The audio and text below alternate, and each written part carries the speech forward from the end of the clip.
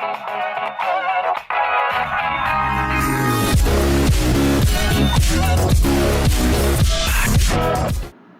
عليكم. ده الجزء الثاني من المحاضرة السابعة.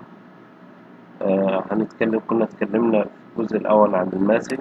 قلنا هنقول محاضرة عن تطبيق، بس كان في شوية حاجات عايزين نقولها في الأسقف. يعني كنا خدنا اللي هو الروف باي اكستروجن ده. لو جيت مثلا عايز أعمل حاجة، أو بلاش اكستروجن، خلينا الأول ناخد نوعية الروف ده. لما كنا بنرسم الروف ده كان بيبدأ يديني زوايا للأضلاع بتاعته. لو عايز أعدل في أي ضلع كنا بنعدل من هنا، وبدأنا نعمل أشكال بيه. وكان ممكن ألغي كل الكلام ده وأبدأ أضيف أو أشيل الأسلوب بتاع الروف ده وأبدأ أشتغل عليه عادي، مفيش مشكلة. هنعمل حاجة مثلا وليكن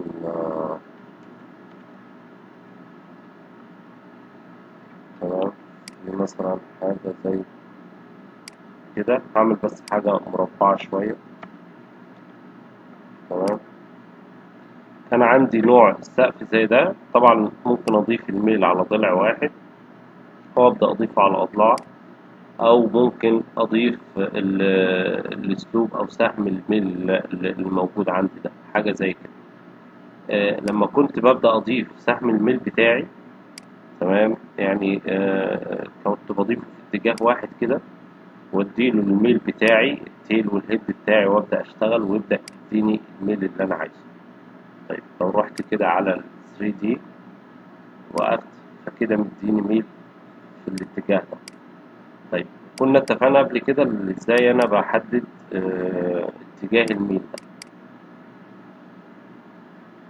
طيب لو عايز اشيل ده خالص، تمام، في اوبشن في ده ظريف هنا كده. ان وانا برسم السهم ده كده، مثلا هرسمه لحد السنتر هنا، تمام، وهروح اقول له بدل ما انا هشتغل بليفلز معين، او اشتغل مثلا من الصفر لكذا واديله ابعاد، لا، انا هقول له اشتغل لي بميل معين، اسلوب معين. الاسلوب ده موجود هنا 30 40، انت اللي بتبدا تحدد من هنا درجه الميل بتاعتك. تمام، وهاخد السهم ده وابدا اعمل له ميرور بالشكل ده. تمام، ونفس السهمين دول هبدا اعمل لهم ميرور على الضلع ده. تمام، واروح برضه اجيب سهم ارسم على الاضلاع دي، واقول له اقلب لي ده اسلوب، وابدا برضه كاني بقسم الضلع ده، بقسمه لجزئين، وهبدا اقول له اديني حاجه زي كده. كويس. طيب ايه اللي انا عملته دلوقتي؟ انا عايزه يكسر الجزء ده لوحده، وده لوحده، وده لوحده، او يكسر كل ضلع بزاويتين. طب ايه اللي هيطلع لي من الشكل ده؟ طبعا انا مدي زاويه ميل اللي كانت موجوده اللي هي 30، عايز تغير بقى في كل ضلع فيهم على حده بحيث تكسر في الشكل بشكل معين او مدروس، يعني براحتك. انا هسيبه زي ما هو كده، وابدا اقول له فينش. واروح في 3 دي هيديني شكل سقف زي كده. طيب شكل السقف ده لو حابب امده بمدى معين، هنقلبه كده نشوف اكتر، حاجه زي كده. تمام. طيب لو حابب امد السقف ده شويه، هدخل على الروف تاني. تمام، وهروح ارسم نفس الحكايه، هرسم سقف كده، بس انا حابب اخد اتجاه واحد، يعني حابب السقف يتمد في الاتجاه ده فقط لا غير. تمام، فهقول له ده برضه 20، اديله نفس البعد بتاعي. تمام، وهبدأ اقول له المرة دي اديني سهم كده، وبرضه ده اقول له اقلب لي من هنا، ما ننساش الخطوة دي. هبدأ اقول له اديني برضه حاجة شبه. تمام، مجرد ما اقول له فينش خلاص، لان انا اديته نفس الزوايا اللي هي 30، فهيديني حاجة شبه كده. تمام، ممكن ابدا اقول له جوين جيومتري الكلام اللي انا عملته ده، موديفاي، وابدا اديني جوينت لده مع ده. خلاص لو قلبت الكلام ده هيد لاين يبدأ يوريني السقف بتاعي على حسب ما انت عايز تمد السقف بتاعك ده قد ايه اتجاه. طيب همسح ده خالص واروح ارسم نوع سقف تاني. كنا اتفقنا قبل كده اللي انا عشان ارسم على الواجهة او حاجة عندي طريقتين. انا عندي الريفرنس بلين. الريفرنس بلين ده ممكن اديله بعد من هنا، اديله نيم قصدي من هنا اي نيم. تمام واروح اقول له افتح لي الواجهة دي مثلا،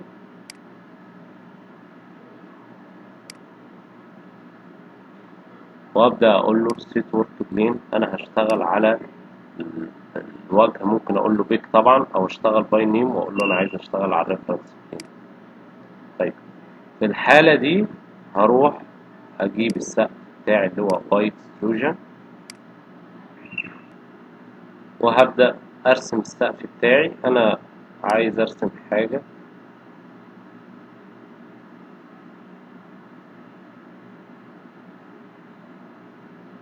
خلينا نرسم حاجة صغيرة كده. تمام معلش نرسم حاجة كده مثلا. ده السقف اللي انا عايزه بالشكل ده.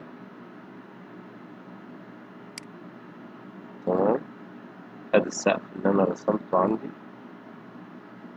همده شوية دلوقتي نعدل في ابعاده عادي. اقف على البلان تاني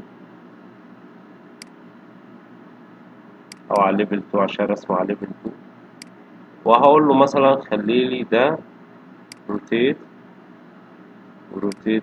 خد لي كومينج روتيت وهات لي حاجة شبه. تمام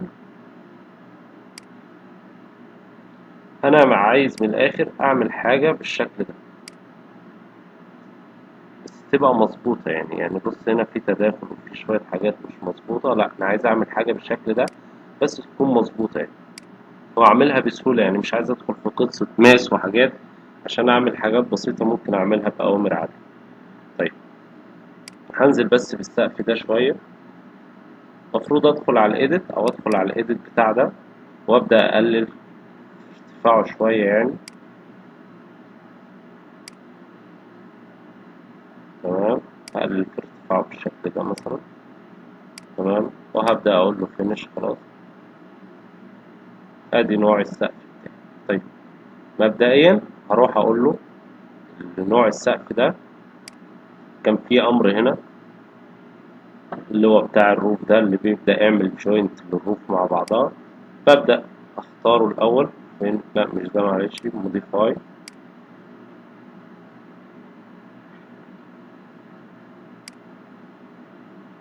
موديفاي عند الامر ده اللي هو جوينت روف اللي هو ده هضغط عليه. اول حاجة بعملها بقول له ده الايدج بتاع السقف بتاعي انا عايز اعمل له بيك مع ده.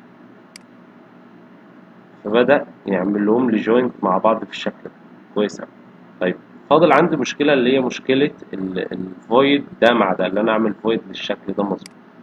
لو دخلنا على كنا خدنا موديل ان بليس اللي هو ده. تمام واروح اقول له انا عايز اعمل حاجة للروف. تمام والحاجة اللي عايز اعملها للروف اللي عندي دي عايز اعملها فويد لان عايز افرغ الشكل بتاعي. وهبدأ اقول له بيك. طبعا اقول له سيت ورك بلين يعني عشان يعرف لان هو فاهم السيت ورك بلين بتاعي على اللام بتاعي. اقول له هو ده السيت ورك بلين. بيك بلين هو ده اللي عايز افرغه. تمام طبعا انا بعمل فويد عشان محدش يروح يعمل سوليد. تمام وهبدأ اقول له مشي لي ده كده. طب ليه ما قطعش؟ لازم انا اروح على امر قط من هنا واقول له شايف الشكل ده ده يعمل قط مع ده خلاص الشكل. طيب هروح خلاص كده انا عملت الجزء اللي انا عايزه. هروح على البلان او السايت بتاعي وهبدأ اقول له ميرور لده. هيطلع لي ايرور اللي هو مش هيعمل جوينت مع الجزء ده وبتاع. تمام، لا انا هروح اقول له انا عايز اعمل جوينت ده مع الروف ده. تمام، فيبدأ يديني الشكل بتاعي. طيب المفروض ابقى عارف بقى ابعاد، يعني ابعاد الحاجة اللي انا هشتغل عليها دي، او عايز اقلل من هنا شوية او اقلل من هنا شوية. المفروض بتبقى اقل من كده طبعا. تمام، المفروض اظبط ده كله بقى بالابعاد بتاعتي الصح، يعني اللي انا حابب اشتغل عليه.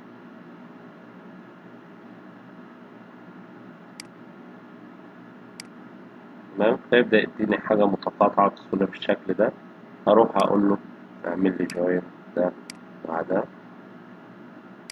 وده مع ده مثلا، وده مع ده. خلاص. تمام، المفروض لما ترسم دلوقتي تحتهم مثلا، لو قلت له اعمل لي اندر لي، وريني مثلا اندر لي للسقف بتاعي والليفل 2 مثلا. معلش الابعاد مش مظبوطة، مظبطناهاش احنا قوي. بس لو قلت له دلوقتي اعمل لي مثلا حوايط، والحوايط دي ابدأ اربطها لي باتاتش مع مثلا لو حاجة شبه كده مبدئيا، أي حاجة. أنا عايز أوريكم فكرة إن أنا أعمل أتاتش مع الكلام ده يعني. تمام، طيب وهبدأ أقف على 3D. تمام، وأمسك الوول. المفروض طبعا تبقى مظبوطة مع الأبعاد بتاعتي والدنيا بتاعتي، وأبدأ أقول له أتاتش بقى مع كل سقف من دول. أبدأ أعمل أتاتش لل... للشكل بتاعي. طيب لو ما ظبطتش طبعا أتاتش، لأن ده كذا سقف يعني، هعمل له إيديت بروفايل، مفيش مشكلة. طيب في شكل تاني حابب برضو اعمله معاكم، اللي هو لو عندي نروح كده نعمل روب برضو، او النوع مفيش مشكلة. وهبدأ اقول له شيل لي برضو اسلوب من الروب بتاعي، واروح اعمل مثلا حاجة شبه كده. تمام، والحاجة دي خد لي من السنتر بتاع الدايرة بتاعتي، وليكن حاجة كده مثلا. تمام، وهاخد هنا زاوية وليكن 15. تمام، وهاخد ميرور للضلع ده. تمام، ممكن ألغي دول خلاص مش محتاجهم، وآخد لاين كده 45. الشكل ده 45 خلاص. ايه اللي انت عملته؟ انا رسمت بس، كل اللي انا برسمه ده عشان ارسم حاجة بالشكل ده تبقى مظبوطة عند سنتر معين. خلاص. طيب ايه الفايدة؟ ممكن اروح اقول له ضيف لي ايدج، كنا اتكلمنا على دي قبل كده. ممكن اقول له ضيف لي ايدج زي ده من هنا لهنا، ونفس الايدج ده من هنا لهنا. تمام، وهقول له بس امسك لي النقطة اللي في النص دي،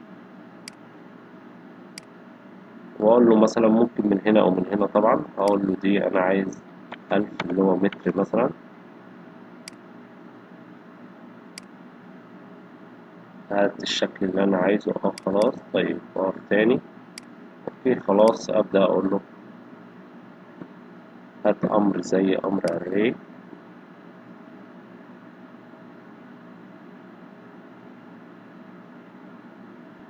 تمام، هجيب array واقول له انا عايز اشتغل radial،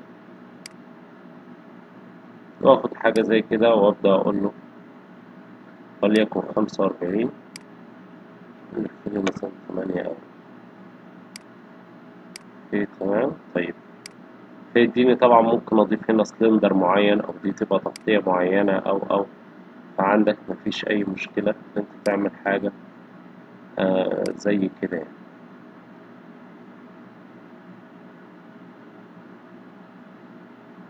تمام. طيب ممكن نعمل ايه تاني؟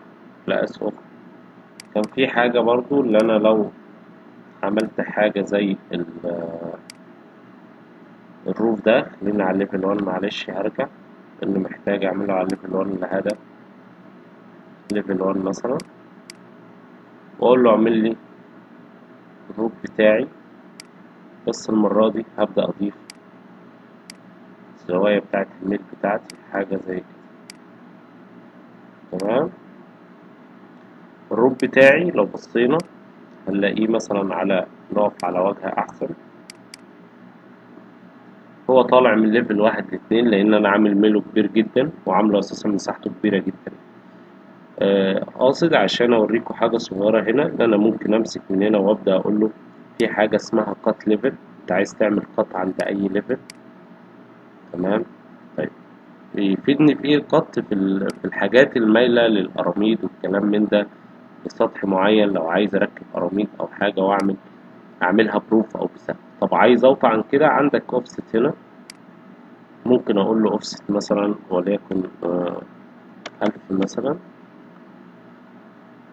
تمام. 2000 3 مثلا على حسب يعني 2 على حسب. شوف أنت عايز المقدار قد إيه فيدينا حاجة زي كده. تمام. وتبقى الدروة طبعا بتبقى طالعة من هنا، وابدا ارص القراميد او الكلام من الكلام بتاع القراميد هنا. وهنتكلم على القراميد ان شاء الله يعني في مره، ان احنا ازاي نرص قراميد على شكل زي ده. تمام. دي طبعا في حاجه هنا كمان عايز اوريها لكم. طبعا ده الاسلوب بتاع السقف، ممكن تبدا تغيره من الايديت على الجنب هنا، او اروح اخد قطاع مثلا في السقف ده واحط حاجه مثلا كده مثلا، ابدا اقول له فيو مثلا. طيب الكونكشن هنا اللي ما بين او اللي بيحصل عندي هنا بيتغير ازاي، او ليه هو فرضه كده. انا ممكن ابدا اغيره من هنا. تمام. ان انا اغير القط بتاعي وشكل القط بتاع نهايه السقف. ده نوع الاولاني. النوع اللي بعديه اللي هو يبدا ياخد دي مش عموديه. يعني الاولانيه لو بصينا هنلاقي خد الضلع هنا عمودي، لا هنا خد في الاتجاهين. الاخرانيه تمام اللي هو بيكسر المفروض بيدي زاوية معينة. ممكن القطاع بس مش موضحها، بس هو اللي عايز اوضحه لكم من الامر ده، اللي هو بيبدأ يغير لي بزوايا القطع بتاعة زوايا القطع بتاع الكونكشن بتاع السقف تبقى عاملة ازاي. يعني حتى لو غيرناه في 3 دي كده ممكن نلاحظ الفرق. تمام. طبعا هي حاجات بسيطة جدا للكونكشن، تفيد لو انت هتشتغل شوب دراونج او حاجة عن المبنى بتاعك. تمام. طبعا هي ستاندر بتبقى مظبوطة على دي، اللي يبقى السطح عمودي من تحت أو مستوي من تحت يعني. وده بيبقى عمودي، يعني لازم بيبقى ده عندي موجود عمودي. عايز تغير الكونكشن اللي دي تنزل للنهاية كده مفيش مشكلة. تمام. دي من الحاجات اللي كنت عايز أزودها على المحاضرة دي عشان ما ننساش. طبعا كنا قلنا قبل كده ازاي أغير السقف بتاعي. ألغي الكلام ده خالص، أقول له نون. طبعا هي بتبقى مظبوطة على نون يعني، فيرجع لي السقف العادي بتاعي اللي أنا كنت شغال عليه. طيب السقف برضو ممكن، احنا قلنا قبل كده ان احنا ممكن نحوله لجليزنج من هنا او الازاز او الكرتون. طيب ممكن ابدا اديله تقسيمات. احنا كنا قلنا قبل كده ان انا ممكن من الجريد من هنا ان انا ابدا احط كرييت لجريد او ارسم شكل السقف بتاعي. تمام. او ادخل على ايديت من هنا. تمام. وابدا انا اديله اقول له انا عايز ادي لي اوت معين بمسافات او بارقام او على حسب يعني السبيسنج اللي بين الجريد نفسها كده. انا احط جريد بس، وممكن اقول له مثلا 1000 مثلا اللي هو متر مثلا في متر من جوه مرة واحدة لو انا مش عايز ارهق نفسي في تقسيمات وكده. تمام. فيبدأ يديني التقسيمة المتر في متر اللي انا عملتها على الشكل بتاعي.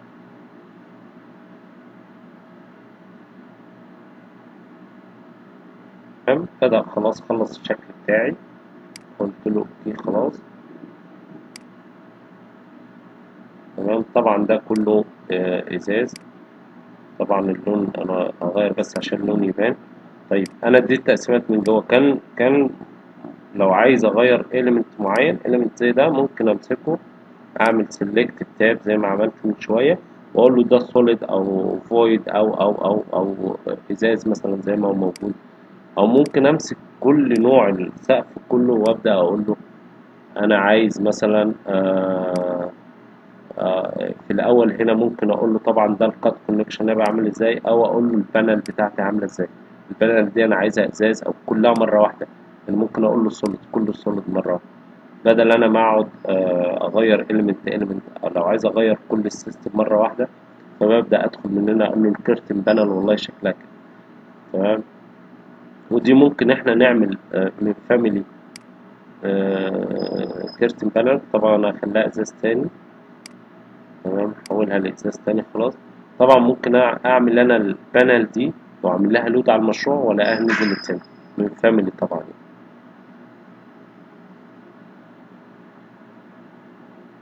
تمام.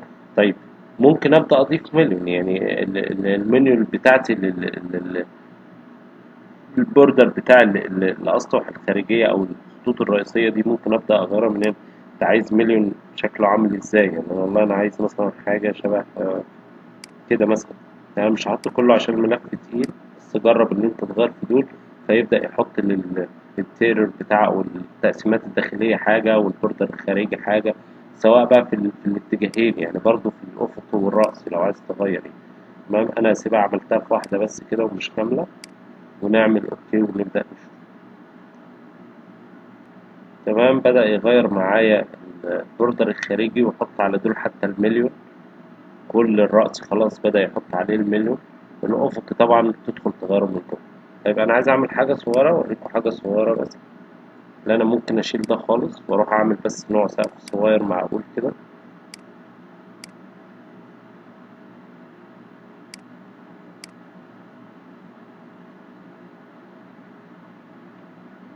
أي حاجة كده مثلا. طيب النوع ده هبدأ أحوله لإزاز عشان يبقى سريع معانا. هو خد آخر حاجة طبعا كنا شغالين عليها. تمام. أنا المفروض أفرغ ده كله أو أكبر نوع السقف شوية بس عشان صغير أوي.